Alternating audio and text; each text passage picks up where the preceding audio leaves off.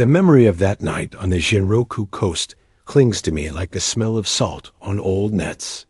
When I close my eyes, I can still see my village as it was before the sea rose to devour it. In my youth, our little fishing hamlet north of Edo felt eternal. Wooden houses with shingled roofs leaned together like old friends along the curve of the bay. Behind us, pine-covered hills shielded us from the worst winter winds. Before us, the open water stretched out, calm and familiar. At dawn, the world was a watercolor of gray and pale blue. We would push our boats off the pebbled shore while the sky was still half asleep. The oars creaked, gulls argued overhead, and the smell of wet rope, fish, and smoke from morning hearth fires wrapped around us like a blanket. I thought it would be like this forever, tides coming and going, seasons turning in their steady circle. I was born to the sea in the 38th year of the shogun's reign. My father and his father before him had lived in the same weathered house, its beams darkened by generations of smoke and salt air. We owned a modest boat, nothing grand, but enough to keep rice in the pot and miso in the jar. To me, that boat was a second home. I knew each plank, each knot in the rope, each squeak of the oarlocks. Life followed a rhythm as predictable as the tide. In the mornings, the men rowed out with baskets and nets. By midday, the women laid strips of fish on bamboo racks to dry under the sun, talking and laughing as children chased each other between the racks. In the evenings, the village gathered around shared fires. We mended nets, told stories of storms survived, and grumbled about taxes. Once a month, we carried offerings to the small shrine on the headland, its red torii overlooking the sea. There stood a weathered stone carved with warnings about waves that had come long ago, higher than a man's head. As a boy, I traced the mossy characters with my fingers, half listening as the elders spoke of a great flood in their grandfather's time. It sounded like a tale to frighten children into behaving. The sea was dangerous, yes, but it was ours. It fed us. How could it ever turn entirely against us? Still, there were omens that winter that sat uneasily in my chest, like a fishbone caught in the throat. The first was the silence of the birds. In late autumn, the sky over our bay was usually alive with cormorants and gulls. But as the year of 1703 drew toward its close, there were mornings when the sky felt strangely empty.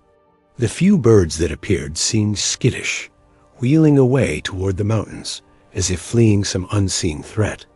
The second was the behavior of the sea itself.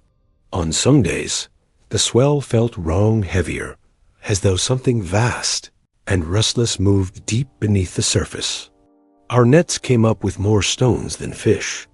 My father would click his tongue and mutter that the dragon king below the waves was turning in his sleep. The third omen came on the night itself. The air was unnaturally still. No wind rattled the shutters. The surf, usually loud, had fallen to a whisper. When I stepped outside, the sky over the bay was clear and brittle, a sheet of black lacquer studded with cold stars. Everything paused, as if the world were holding its breath. Inside, my wife was settling our infant son onto his straw mattress. He fussed and squirmed, restless, as if sensing something my duller senses could not. I remember stroking his tiny back and murmuring, "Hush, the sea is calm tonight." Those words would haunt me for the rest of my life. I was on the verge of sleep when the world snapped. At first, it was a faint shiver, like a heavy cart passing close by. But then the floor heaved as if some enormous beast had shrugged its shoulders beneath us. The sound came next a deep, grinding roar, as though the hills themselves were being crushed. The oil lamp swung wildly, then burst against the wall, plunging us into darkness. My wife cried out, clutching our son as dishes shattered and bundles tumbled from the rafters. The house seemed to twist, its pillars groaning. I threw myself over my family as the world became a violent rattle, a chaos of noise and splintering wood. "Out!" I shouted. "We must get out." We staggered toward the door, lurching like drunkards as the floor bucked beneath our feet. Outside, the village was a nightmare of motion. The earth rippled like the surface of a pond. People spilled from their homes, some thrown to their knees. Dogs howled. Over the hills, I heard a low rumbling, punctuated by sudden cracks boulders breaking loose, trees uprooting. The shrine on the headland swayed, its bell clanging wildly, not in a measured rhythm, but in a frantic, irregular ringing, like a cry for help. The shaking did not stop. It went on and on. Houses leaned, then collapsed in slow, dreadful tilts, sending up clouds of dust. I saw one man vanish as the wall of his own home slid sideways and buried him. The wail that followed cut through the roar like a blade. "Hold the child." I yelled to my wife, pushing them toward a patch of open ground. My legs were rubber, my heart pounding so hard it hurt. I had no thought beyond getting them away from the tottering houses. And then, as suddenly as it had begun, the earth stilled. The silence that followed was thick and uncanny. We could hear each other's ragged breathing, the whimpers of children. People began to cry, to call out names. "Mother, Kenji, is anyone hurt?" My wife clutched our son so tightly, he fussed in protest, but his thin cry was a reassurance. He was alive.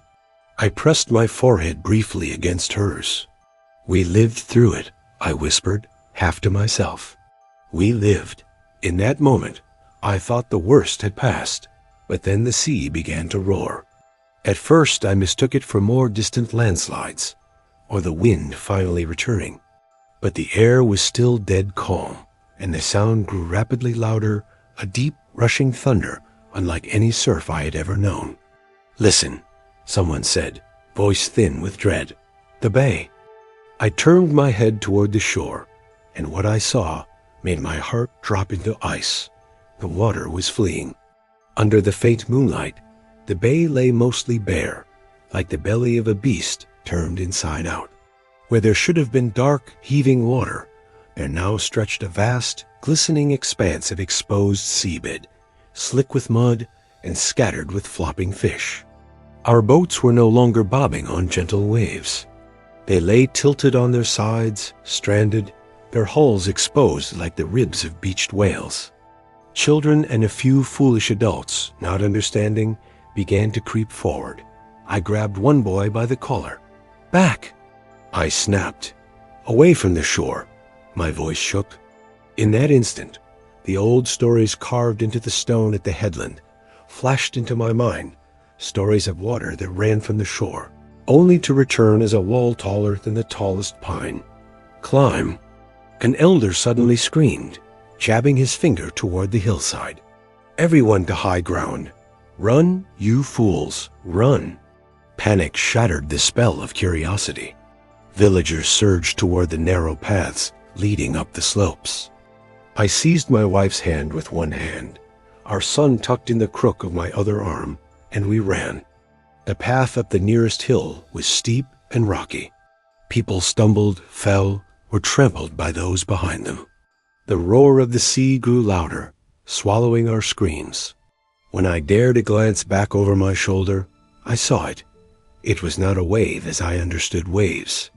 It was a moving cliff, a black line rising higher and higher against the dim horizon, capped with white froth that gleamed in the moonlight like the teeth of a monstrous jaw. It advanced with terrible deliberation, devouring the empty bay, rolling over the still stranded boats as easily as a hand crushing insects. For a heartbeat, my legs froze. The sight stole the strength from them. If my wife had not jerked my arm, I might have stood there, rooted in horror, until it reached me. "Move!" she cried, her voice shrill with terror. "Please!" That plea broke the spell.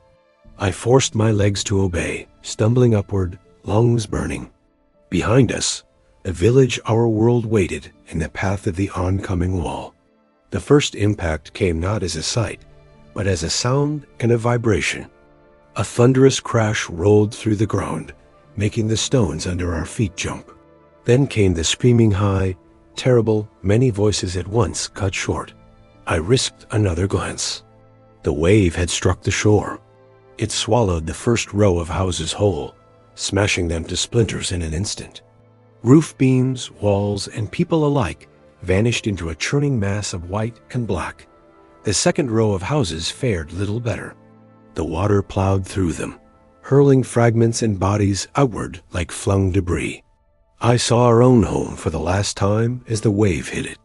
For a bizarre moment, it seemed to ride upward, intact, perched on the wave's face like a toy. Then it shattered, the pieces turning over and over, lost among countless others. Something inside me tore with it. "Higher!" I gasped. "We must go higher." But the path was a tangled mess of people. An old woman stumbled, and we all went down in a heap. My son slipped from my grasp, his small body rolling toward the edge. Time slowed. I lunged, my fingers clawing at nothing. By some miracle, my hand found the back of his tiny jacket just before he went over. I pulled him to my chest. Holding him so tight, he cried out. I would have broken every bone in his body before I let that hungry water take him. A cold spray hit my back like a slap. A wave. It wasn't the full force, not yet, but its forward breath surged up the hill, a smaller tongue of water carrying splintered wood and torn-up bushes. People shrieked as it washed over their feet. We scrambled upward, soaked and shivering. Behind us, the main body of the tsunami crashed against the base of the hill. It was a sound I can't describe, grinding, splintering, inhumanly loud roar as it scooped up houses, spinning them, smashing them into each other. Boats were tossed inland like leaves. One hit a tree not far below us and broke in half. Not everyone was as lucky. A young mother just behind me lost her grip on her little girl. The child slid down the muddy slope, her tiny hands scraping frantically. Their fingers brushed, and then she was gone, swallowed by the roaring water. The mother's scream cut through me sharper than any blade. We reached a rocky outcrop near the top, just as another surge raced up. I pushed my wife and son onto a ledge and scrambled after them. The great wave climbed and climbed, tearing away chunks of the hill. For one terrifying moment, I thought it would reach us, that it would drown even the stars. We pressed against the cold stone as the water rose to just a few feet below our ledge. Then it slowed. The furious rush softened into a heavy pull. The water paused, as if deciding, before it began to retreat. But it wasn't a gentle retreat. It was a savage undertow, dragging everything it had seized back with it.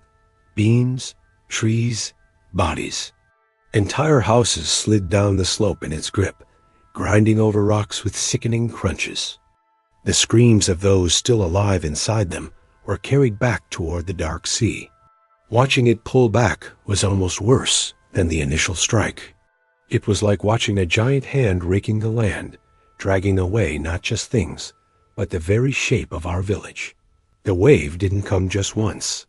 Two more followed, each a little smaller, but still monstrous, battering what little remained. By the time the last one pulled back, the place I had known my entire life was gone. It was just a tangled, muddy graveyard. The night felt endless. We huddled together, soaked and shaking.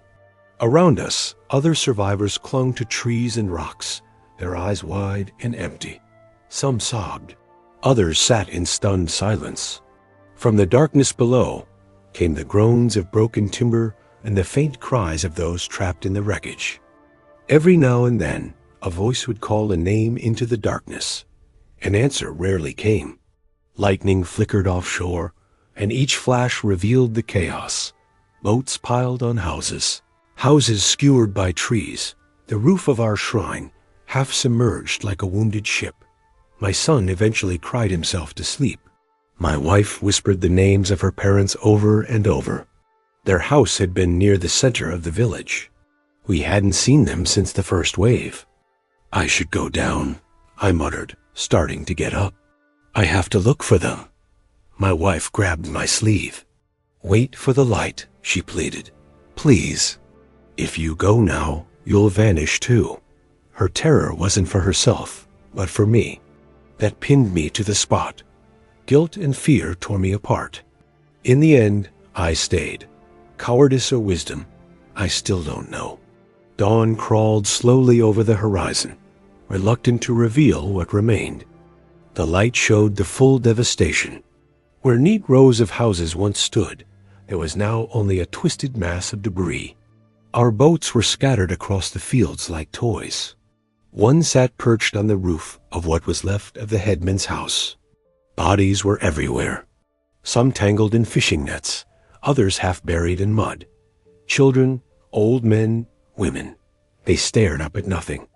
A few of us survivors began to make our way down the slippery, unstable ground. Every step brought a new horror. I saw a man in the wreckage of his home, cradling his wife's body, rocking her as if she might wake up. A dog pawed at a pile of debris, whining until it dug out the small, limp form of a child. It licked the child's cold face and let out a howl so raw it made my skin prickle. We moved like ghosts through our own lives. I found where my house had been only by recognizing a broken piece of a stone step my father had carved. Everything else was gone. In the rubble, I found my father's fishing knife. I slipped it into my belt with shaking hands and whispered an apology to the air.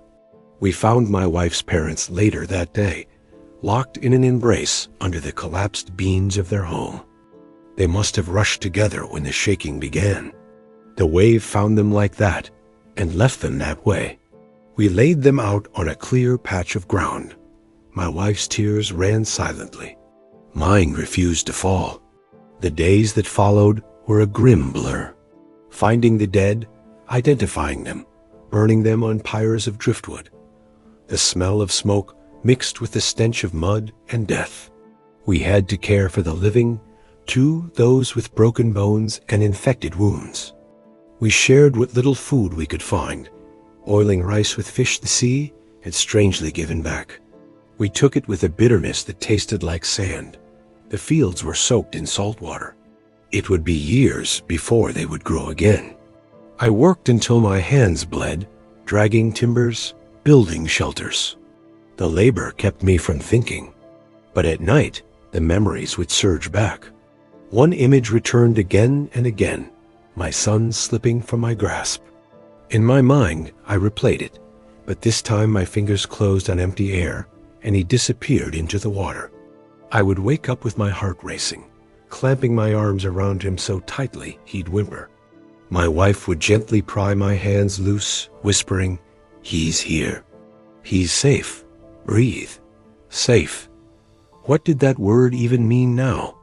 The world I had believed in, the world of regular tides and sturdy houses, had been swept away in a single night. In its place was a harsher truth, that everything we build clings only lightly to the skin of this restless earth, and at any moment, it can all be washed clean. Word came that we were not alone. Other villages up and down the coast were smashed and drowned. Our tragedy, which felt like the end of the world, was just one wound among many. Somehow, life persisted. Slowly, new houses rose, a little further up the hills. New boats were carved from trees that had survived. Children born after that night learned to walk on land that still remembered the sea's anger. And we, the ones who were there, carried the memory of the water, the screams, and the silence that followed. We learned to live with the ghosts and to rebuild on the bones of the world we once knew. I returned to fishing because it was the only trade I knew. Despite everything, the sea was still our only real source of survival. The first time I pushed a boat back into the water, my legs trembled so badly I almost fell. The sound of the surf was too much like the distant roar of that oncoming wall. But as the sun rose, turning the ripples to gold, and the familiar tug of the nets and cry of gulls returned, something inside me eased, just a little. The sea was terrible, yes, but it was also beautiful, indifferent, and necessary. It hadn't risen out of malice. It had simply moved, Years passed. My son grew tall and sure-footed, more at home on a rocking deck than on solid ground. He knew the sea could kill. He had seen its aftermath before he could even talk, but he loved it. He once asked me, "Father, why do we live here if the water can come again?"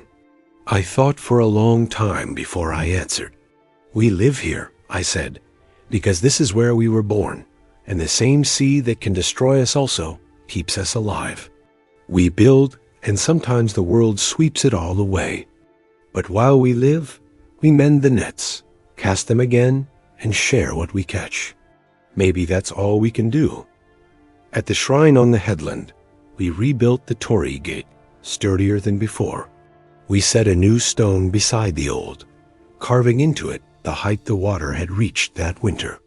Some of us who survived argued for harsher words, warnings like, "If the sea withdraws, run to the hills, and do not build below this line." We engraved those too. Whether our grandchildren's grandchildren will listen, I can't say. Now I'm an old man. My hands are knotted like driftwood, my back bent from years of hauling nets in grief. When I walk the shore in the early mornings, I see a village that looks much like the one of my youth. Smoke from cook fires, boats rocking gently, kids chasing each other on the sand. Travelers remark on the beauty of our bay, the calmness of the water. They praise our dried fish and our hospitality. They don't see the ghosts, but I do. In the curve of the hillside, I see the path where we scrambled for our lives. In the shape of the bay, I see the empty seabed glistening under the moon. In every child's laugh, I hear the echo of a mother's scream as her daughter was swept away. The sea can be flat and shining like glass. Other days, it's rough and black. On certain nights, when the air is still and the surf is quiet, my heart constricts. The memory of that unnatural silence, the moment before the world shook and the water fled, returns with perfect clarity. I find myself glancing toward the hills, counting the steps it would take me now, with my stiff legs, to climb to safety. A monk who came to comfort us taught me a verse. All things in this floating world are like a dream, a phantom, a bubble, a shadow. At the time, the words angered me. How could he speak of dreams when my hands were raw from burying the dead? But as the years have worn grooves in my soul, I've come to understand. The houses we build, the boats we carve, the families we raise, they are all as fragile as foam on a wave. Yet that fragility doesn't make them meaningless. If anything, it makes them more precious. We can't command the earth or sea, but we can cherish the brief time we have between them. I tell my story now, not because I think it's unique, but because I know how easily such nights are forgotten. There are already children in our village who listen to our tales with wide eyes, as if we're talking about monsters. Someday they may grow complacent, build too close to the shore, and ignore the stones we set. So I speak. I speak of the calm bay and the quiet birds, of the first gentle shiver and the long grinding roar. I speak of the sea fleeing from us, then returning as a devouring wall. I speak of houses afloat, of boats and trees, of cries in the dark. And I speak of what came after, the rebuilding, the laughter that slowly returned, the courage it takes to push a boat back onto the same water that once tried to erase you.